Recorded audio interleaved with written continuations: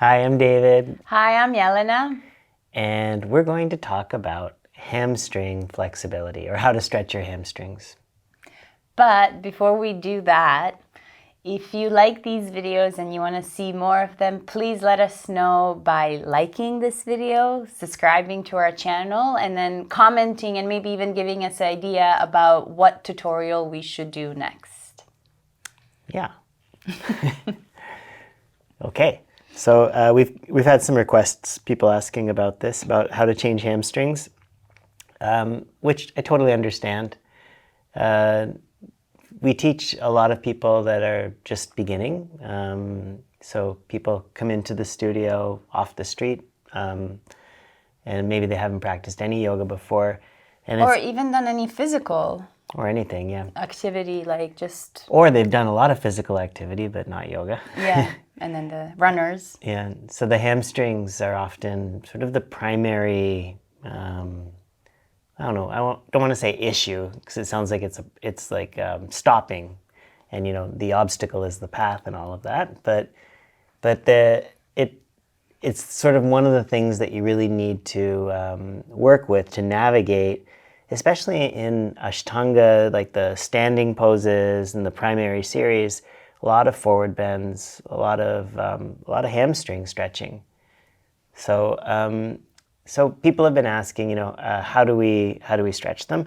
So I wanted to give you guys what the advice that I give students in the room, and then kind of the techniques that we use for forward bending too.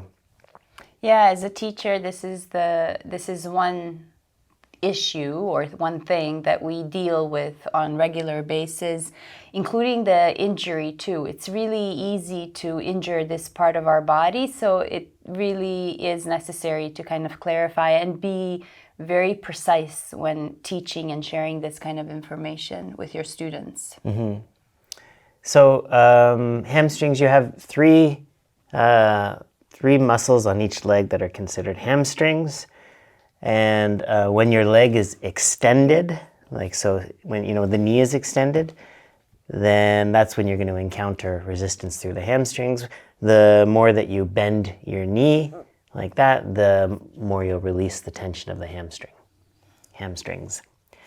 Okay, so the hamstrings cross the knee underneath, and then they attach to the bottom of your pelvis, the ischial tuberosity, sits bones also known as. Mm-hmm. And what we see a lot of the time, I'm going to talk mostly about, or only about, short hamstrings. So we actually have a video, Yoga Butt, talking about how to avoid overstretching because the hamstrings are long, Mm-hmm. So Yoga Butt can also happen to short hamstrings too. We'll talk about that, but this is mainly for people that are looking to lengthen the hamstring muscles. Yeah. Mm-hmm. So this is what we see if someone's hamstrings are not long. If they're sort of making it difficult to come into a forward bend. So what's happening here is that when Jelena is trying to sit up straight with her legs extended straight forward, then remember I said the hamstrings attach to the bottom of the pelvis. So they're pulling the pelvis this way, forward, the bottom of the pelvis forward. And so her lower back is rounding. And then if I say, Jelena, try to catch your toes, what happens is we articulate the spine. We flex the spine to reach the toe because of the resistance in the hamstring. It doesn't let the pelvis move. Right? So the pelvis stays folded back. She's like on the back of the sits bones, and then her back is rounding. So the problem with this is that you're going to hurt your back. I can actually already feel it. Yeah. Down here. Yeah. Usually we all have a point somewhere in our back where most of the pressure is going to go. But if you keep doing this, you will get better at it. But it's not a healthy thing to get better at. Okay? So what we want to do is stretch more evenly, and then also make sure that we are getting stretch in the hamstrings. Because if you had short hamstrings and you were doing that, I'm sure you were feeling the stretch in your hamstrings. The problem is, though, that you're also putting a lot of pressure on your spine. So what we want to do is try to target the stretch in the hamstring still, but take away some of this curve in the back. The easiest way to do that is to bend your knees. So by bending your knees, you're going to free your pelvis and you're going to let the pelvis roll. So see, by bending the knees now, she releases the tension of the hamstring and then she can roll more on the sits bones, and that's going to let her come into a forward bend with a flatter back. Then, once she's gotten to sort of a comfortable depth and maybe the ribs are coming closer or the chest is coming closer to the legs, then from there, she can slowly start to straighten the legs more. It doesn't even have to be all the way. What you're looking for is sensation, like stretching sensation, mild burning, all through the bottom of the middle thigh. Be careful if you're starting to feel burning up at the top, right underneath sort of the butt or under the back of the knee. Because those are the insertion and attachment points of the hamstrings. Those are tendons. And you don't actually really want to just stretch your tendons like that.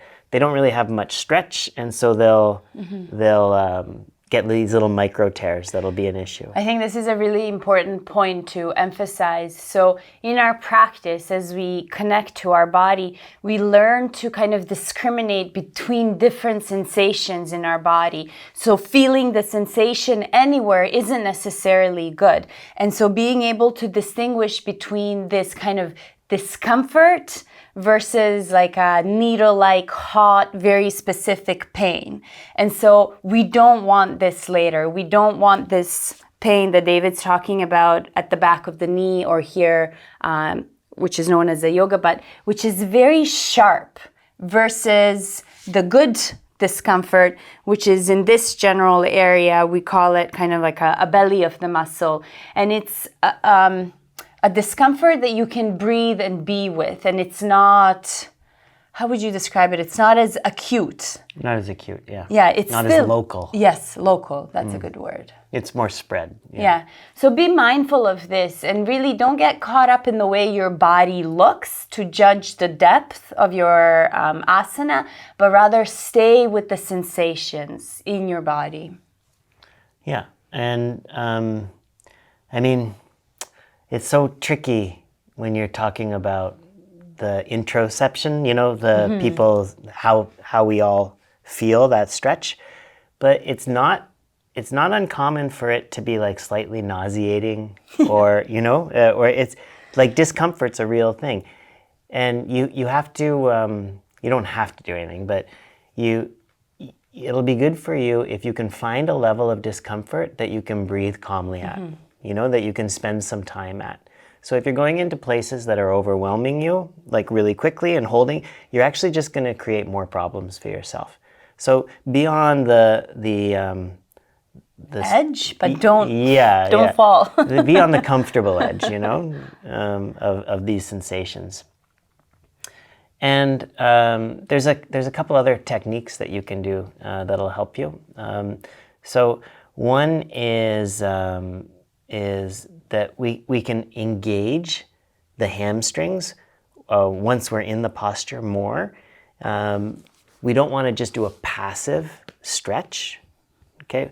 We want to try to push the heels down into the floor so that we can feel the backs of the thighs, the hamstring muscles start to engage. Engage, but not necessarily contract, okay?